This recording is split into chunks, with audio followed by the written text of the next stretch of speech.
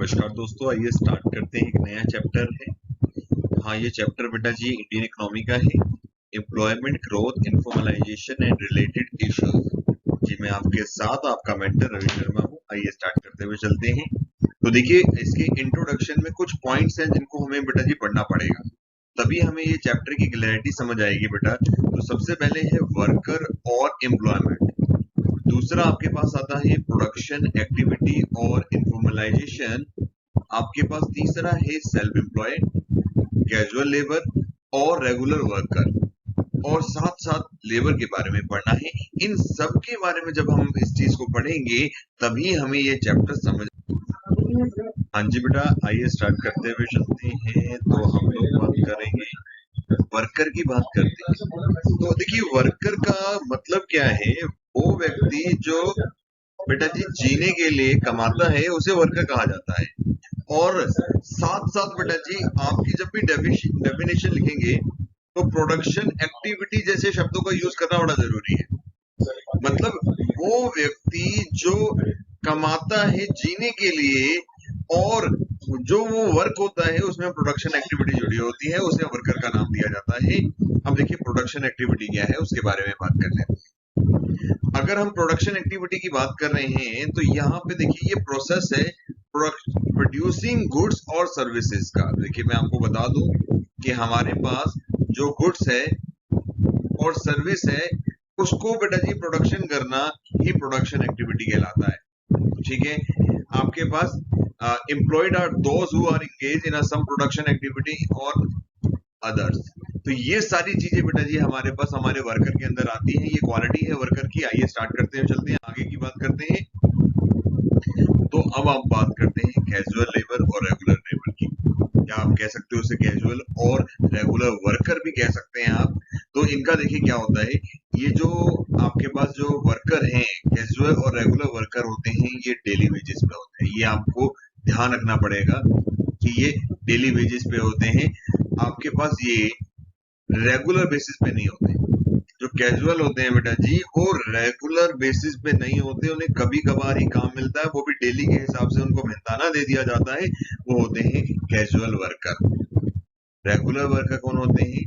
Regular worker वो होते हैं जिन्हें पे रोल पे रखा जाता है। मतलब किसी फैक्ट्री ने अपने कर्मचारियों को पे रोल के हिसाब से दिया है, मंथली की सैलरी वो देते हैं, तो उन्हें हम रेगुलर वर्कर का नाम देते हैं। ठीक है, आइए आगे बात करते हुए चलते हैं। तो सेल्फ एम्प्लॉयड और हायर्ड वर्कर कौन से होते हैं बेटा जी? सेल्फ एम्प्लॉयड जो है बेटा जी वो कौन से होते हैं मैं आपको बता देता हूँ। जिनका अपना बिजनेस होता है बेटा, खुद का काम करते हैं। मतलब एक होती है बेटा जी बड़ी सी शॉप जहाँ पे बहुत सारे लोग काम करते हैं। एक छोटी सी शॉप जो खुद का होती है, खुद की होती है, उसे सेल्फ एम्प्लॉयड कहा जाता है। और हायर्ड वर्कर क्या होते हैं? हायर वर्कर जो होते हैं बेटा जी जिनको हम लोग उनकी सर्विस के हिसाब से मेहनताना देते हैं।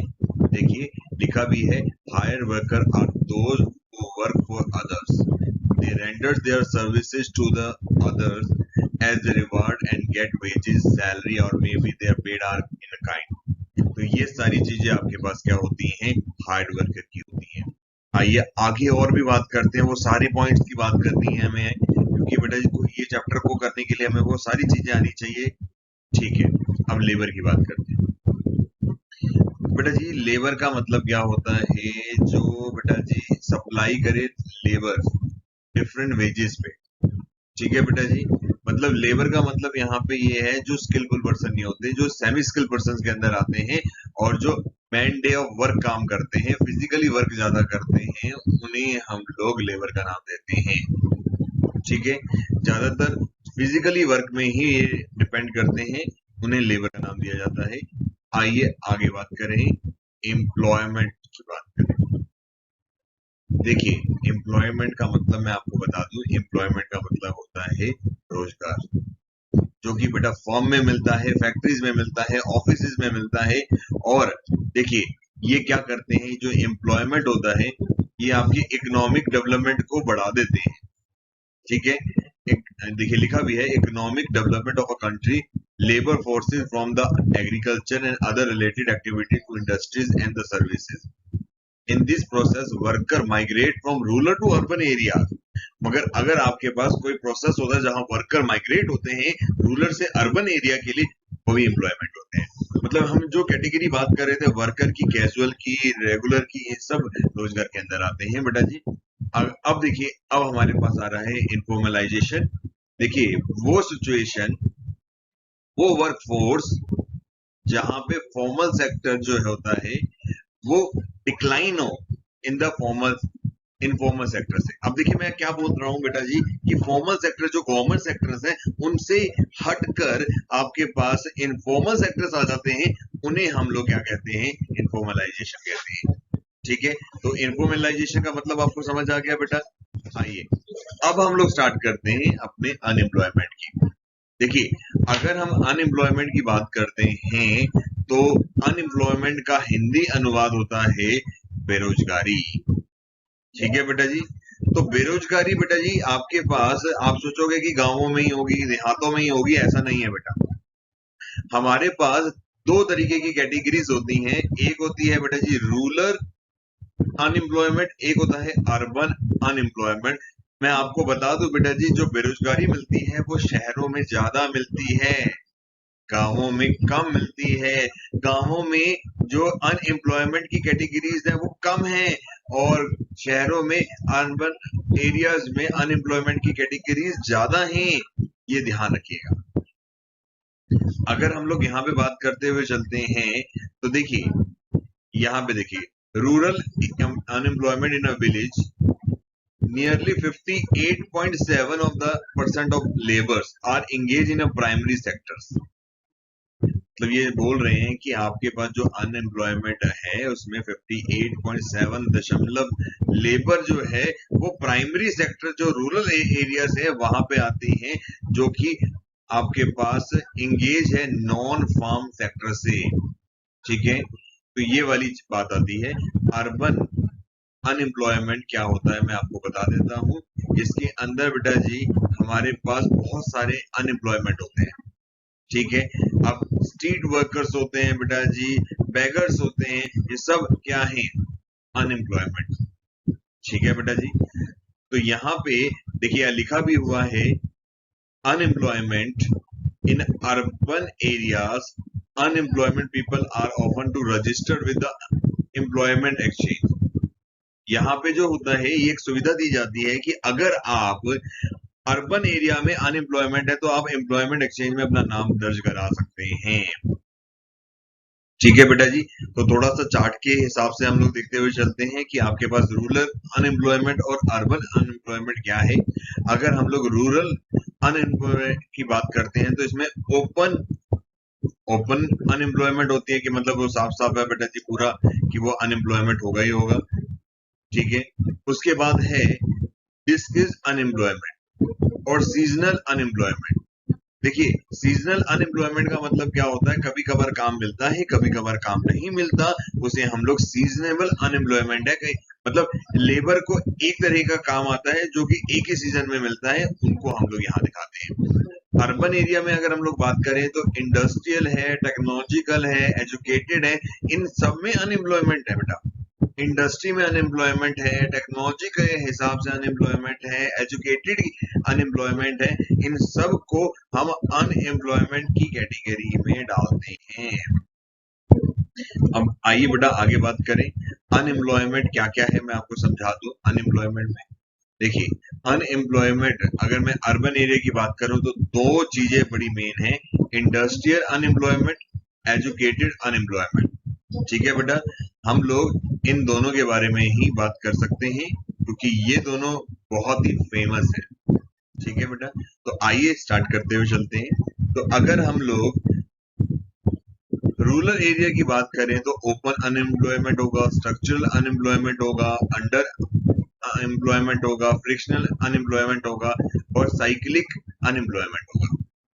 इन सब के बारे में भी हमें बात करनी है, जो कि आगे हम लोग चर्चा करेंगे आपके पास। तो ये कैटेगरीज बना ली हम लोगों ने कि ये सारी कैटेगरीज आपके पास अनएम्प्लॉयमेंट में आ जाती है। ठीक है, तो आइए बेटा जी, अब देखिए इन कैटेगरीज को सुधारना कैसे है। ठीक है बेटा। तो इनको अगर हमें सुधारना है तो हमें प्रोडक्शन को इंक्रीज करना पड़ेगा। भाई हमारा जो प्रोडक्शन है उसको इंक्रीज करेंगे तभी हमारे पास हमारा ये प्रॉब्लम छूटेगी। प्रोडक्टिविटी को इंक्रीज करेंगे, high rate of capital formation को इंक्रीज करेंगे, सेल्फ एम्प्लॉयड पर्सनल को इंक्रीज करेंगे, टेक्निक और प्रोडक्शन को करेंगे, कोऑपरेटिव इंडस्ट्रीज को जब हम लोग बढ़ाएंगे तो हमारा ये अनएम्प्लॉयमेंट खत्म हो जाएगा, इस अनएम्प्लॉयमेंट से छुटकारा पा लेंगे। ठीक है बेटा। तो ये सारी चीजें हमें करनी है। हमें क्या क्या करना है मैं फिर से रिवाइज कराता हूँ आपको। प्रोडक्शन है, प्रोडक्टिविटी है, कैपिटल फॉर्मेशन है, सेल्फ एम्प्लॉयमेंट है, टेक्निक है और कोऑपरेटिव इंडस्ट्री है।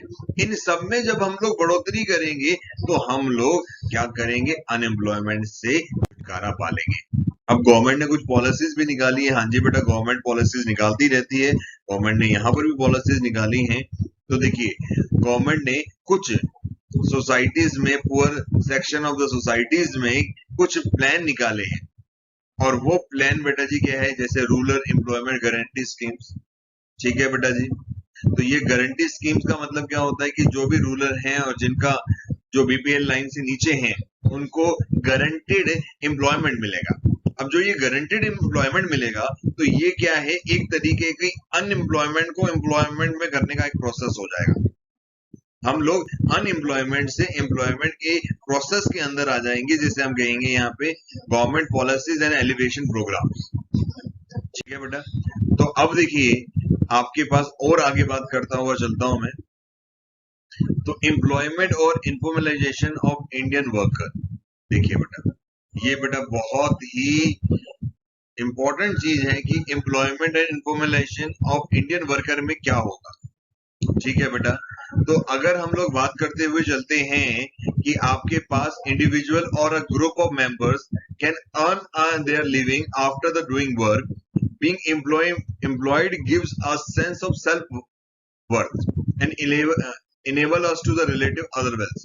अगर देखिए हम लोग बात करें कि बेटा जी आपके पास जब तक वो अपने आप को बिल्ड नहीं करेंगे, वर्कर ह्यूमन कैपिटल फॉर्मेशन नहीं करेंगे, अपने आप में स्किल्स नहीं डालेंगे, डेवलपमेंट नहीं करेंगे, तो कुछ नहीं हो सकता।